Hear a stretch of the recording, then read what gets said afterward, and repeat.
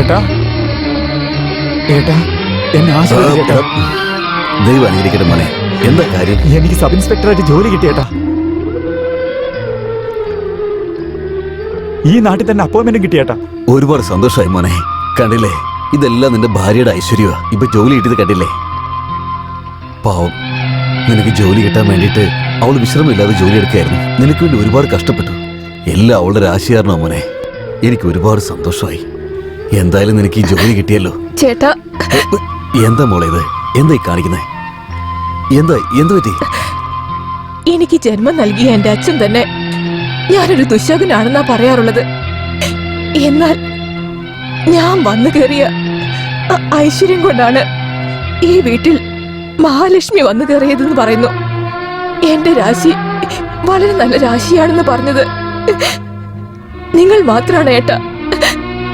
എനിക്കിപ്പോ 100 വർഷം ജീവിച്ച് സന്തോഷാ കിട്ടിയിരിക്കുന്നത്. ഈ നിമിഷപ്പോ എന്റെ ജീവൻ പോയാൽ എനിക്ക് പ്രശ്നമില്ല. ഞാൻ ഇനി ജീവിച്ചില്ലെങ്കിലും എനിക്ക് പ്രശ്നമില്ല. അയ്യോ, എന്താ മോളെ ഇങ്ങനെ? നല്ലതിനും ചീത്തയ്ക്കും രാശി കാരണമാകുമെങ്കിൽ ക്ഷേത്രങ്ങൾ എന്തിനാണ്, ദൈവങ്ങൾ എന്തിനാണ്? ഇതാണ് മോളെ രാശി. പൂച്ച കുറുകെ ചാടിയാൽ ചീത്തയെന്ന് പറയും, നരിമുഖം കണ്ടാൽ നല്ലതാണെന്നും പറയും. വീട്ടിൽ നമ്മൾ പൂച്ചയെ വളർത്തുന്നതിന് പകരം നരി ആരെങ്കിലും വളർത്തുവോ? മനുഷ്യന്മാർക്ക് ഉപകാരപ്പെടുന്ന രീതിയിൽ മനസ്സുണ്ടാണെന്ന് നോക്കുന്നതല്ലാതെ രാശി ഒന്നും നോക്കാൻ പാടില്ല. തെറ്റാണത്. അത് തെറ്റാണ്. ദേ നോക്ക്, ഇനി മുതല് നിന്റെ കണ്ണിൽ നിന്ന് കണ്ണീര് വരാൻ പാടില്ല.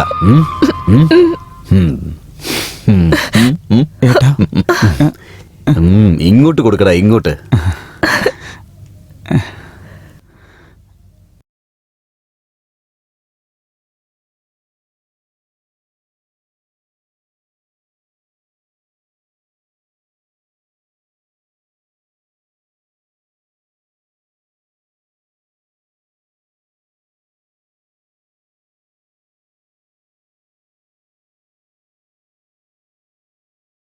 Sir, post post.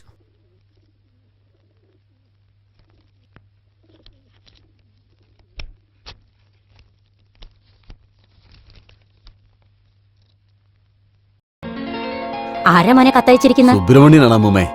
ഡോക്ടർ പഠിത്തം കഴിഞ്ഞെന്ന്. ഈ ആഴ്ച അവൻ വീട്ടിലേക്ക് വരുന്നുണ്ട്. അങ്ങനെയാണോ മോനെ? ഇത് നോക്കു മോനെ, ഇതുവരെ നീ അനുഭവിച്ച കഷ്ടപ്പാടിന് ഇപ്പൊ ഫലം കിട്ടിയല്ലോ. നിന്റെ അനിയന്മാരാണെങ്കി എല്ലാരും വലിയ ആൾക്കാരായി.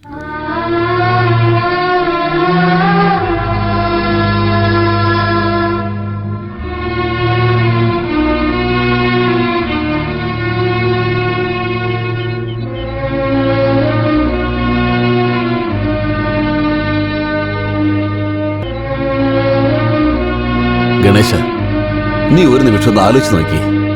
ഇപ്പോ അനിയന്മാരെല്ലാം നല്ലൊരു നിലയിലെത്തി.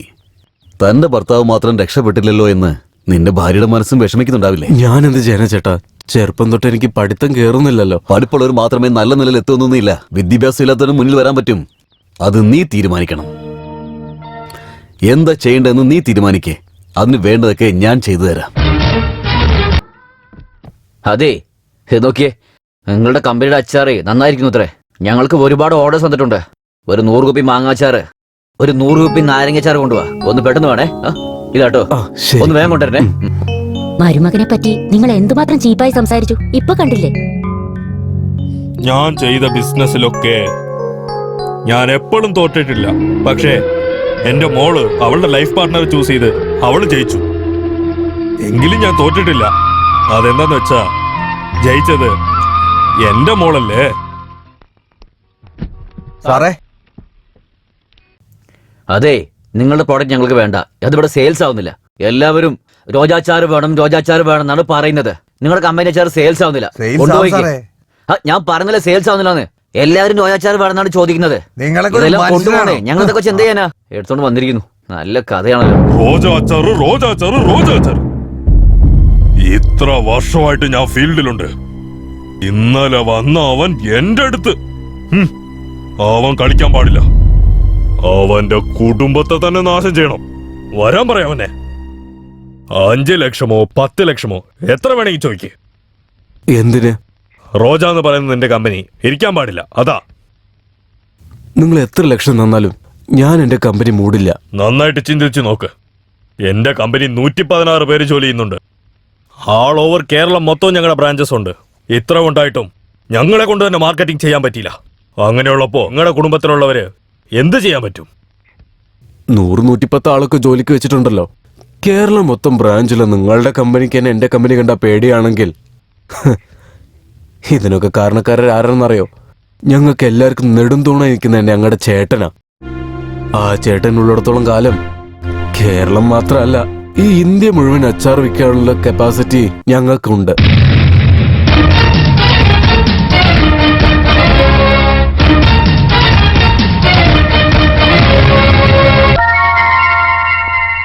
അല്ല മുത്തശ്ശ, പനി ഒരുപാട് കൂടുതലാണല്ലോ. ഇന്നലെ വരാതെ ഇന്ന് വന്നിരിക്കുന്നു. ഇന്നലെ വരേണ്ടതായിരുന്നു, കയ്യില് കാശുണ്ടായില്ല ഡോക്ടറെ. ഞാൻ കാശിന് വേണ്ടി ക്ലിനിക് നടത്തുന്നേ. ഒന്നിനെ കൊണ്ട് പേടിക്കണ്ട, ഈ ഗുളിക കഴിക്കുക, എല്ലാം ശരിയായിരിക്കും. നോക്ക്, എന്റെ അനുജനല്ലേ, അവൻ നല്ല കൈപ്പുണ്യുള്ള ഡോക്ടറാ, നല്ല ഐശ്വര്യമുള്ളവനാ. നിങ്ങളുടെ എല്ലാവരുടെയും അസുഖം അവൻ മാറ്റും. നിങ്ങൾ ഒന്നുകൊണ്ട് വിഷമിക്കണ്ട. ശരി ശരി, വളരെ വളരെ നന്ദിയുണ്ട്.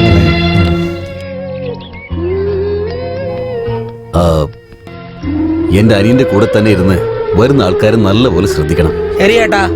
ആ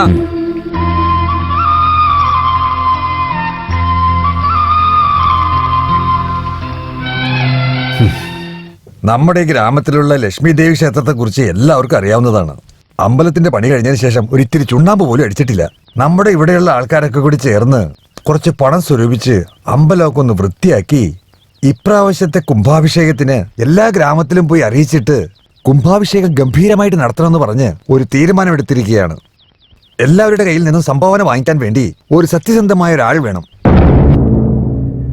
അദ്ദേഹം 4 പേരറിഞ്ഞിരിക്കുന്നതിന് വേണ്ടി നല്ലൊരാളായിരിക്കണം. ആ ജോലിക്ക് നമ്മുടെ ശങ്കർ അദ്ദേഹത്തെ തെരഞ്ഞെടുക്കുവാൻ തീരുമാനിച്ചിരിക്കുകയാണ്.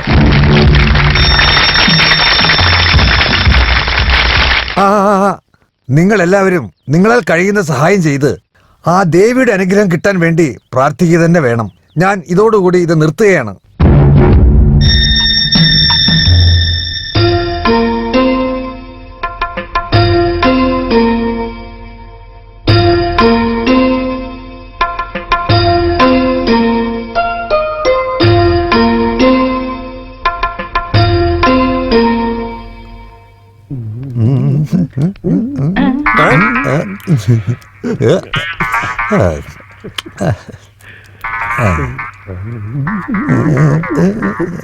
എന്താടോ പരമേശ്വര, പെട്ടെന്ന് ഈ സൈഡൊക്കെ എന്താ വന്നേക്കുന്ന? എന്ത് ചെയ്യാനാ, എന്തൊക്കെ ചെയ്താലും ഈ മുടി വളരുന്നില്ലല്ലോ. അതിനുവേണ്ടി ഡോക്ടറെ കാണാൻ വേണ്ടിയാ ഞാൻ വന്നത്. ഇത് പൊടിയത്തേ ഇല്ല. നിന്നെ നിന്റെ ഈ ചീപ്പിനെ ഈ വശത്തെങ്ങനെ ഞാൻ ഇനി കണ്ടാൽ കൈവെട്ടിക്കളഞ്ഞ. അയ്യോ, എന്താ ചേട്ടാ, എന്താ പറ്റിയേ? ഒരു ചെറിയ കൊച്ചിന്റെ നഖം കടിച്ചു പോയി. ചെറിയ കൊച്ചിന്റെ നഖം കടിച്ചത് ഇങ്ങനെയാണോ? അങ്ങനെയൊന്നുമില്ല ചേട്ടാ, ആ കൊച്ചിന്റെ നഖം കടിച്ചോ അത് നാട്ടുകാർ മുഴുവനും അറിഞ്ഞു. അവരെല്ലാരും എന്നെ പോസ്റ്റ് കമ്പത്തിൽ കെട്ടിവെച്ച് കയ്യിൽ കിട്ടുന്നതെല്ലാം കൊണ്ടുതന്നെ അടിച്ചു വഴിയാക്കി. ഇങ്ങനെയൊന്നും നടക്കാൻ പാടില്ലായിരുന്നു. അത് നിങ്ങൾക്കറിയുന്നു, പക്ഷെ അവന്മാർക്കത് മനസ്സിലായില്ല ചേട്ടാ.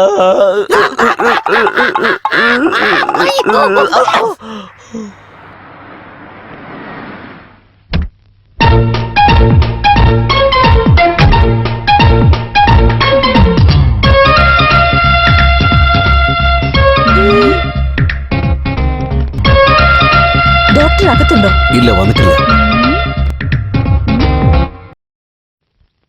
5 മണിക്ക് വരേണ്ട ഡോക്ടർ 5:30 ആയിട്ടും എത്തിയിട്ടില്ല. സമയത്തിന് വിലയില്ലേ? ഡോക്ടർ ഇപ്പൊ ഇങ്ങ് വരും. അല്ല, നിങ്ങള്? ഞാനോ? ഡോക്ടർക്ക് വേണ്ടപ്പെട്ട. ഓ, ഡോക്ടറായിരുന്നോ? ആഹാ, ഡോക്ടറല്ല, ഡോക്ടർ കല്യാണം കഴിക്കാൻ പോകുന്ന പെണ്ണ്. മനസ്സിലായോ? അതിരിക്കട്ടെ, ഡോക്ടർക്ക് ഒരു ചേട്ടനുണ്ടല്ലോ, ആളെങ്ങനെയാ? എങ്ങനെയാണെന്ന് ചോദിച്ചാൽ? അല്ല, ആ വീട്ടിലുള്ളവർക്കൊക്കെ അവരെ ഭയങ്കര പേടിയാണെന്ന് കേട്ടു. എന്റെ അടുത്ത് വരട്ടെ. വന്നാൽ എന്ത് ചെയ്യും? കല്യാണം കഴിഞ്ഞ് 5-8 പിള്ളേരെ പ്രസവിച്ച് കയ്യിൽ കൊടുത്താ അവർ അതിന് താലോചിച്ചിരുന്നോളില്ലേ. പിന്നെന്തിനെ പേടിക്കുന്നേ? ശരി. അകത്ത് എത്ര രോഗികളുണ്ട്? കുറച്ചു പേരുണ്ട്. Follow me. ഇതാണ് അവരുടെ ക്ലിനിക്ക്. അയ്യോ, ഇവർ സിറ്റിയിൽ എങ്ങാനും ക്ലിനിക്ക് വെച്ചാ അപ്പൊ എങ്ങനെയുണ്ടാവും? എന്ത് ചെയ്യാനാ? ഗ്രാമത്തിലാണ് ജീവിക്കാൻ വിധിയെങ്കിൽ പിന്നെ ആർക്കത് മാറ്റാൻ കഴിയും? എല്ലാം എന്റെ വിധി. എന്താ പറഞ്ഞു? ആ, എന്റെ കഥയാ, വളരെ ശോക കഥ.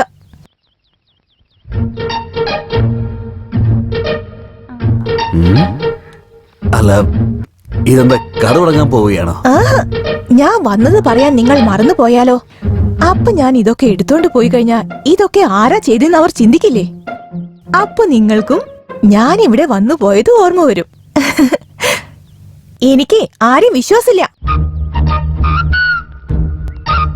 ആ പിന്നെ അവർ വന്നു കഴിഞ്ഞാൽ ഞാനിവിടെ വന്നിരുന്നെന്ന് പറയണം. എന്താ, ചുമയുണ്ടോ? ആ, നിങ്ങളോടൊപ്പം ഡോക്ടർ ഉണ്ടായിട്ട് ഒരു ടോണിക്കോ ഗുളികയോ തരാൻ അവർക്ക് ഇതുവരെ തോന്നിയില്ലേ? ശരിക്കും പിശുക്കനയാൾ.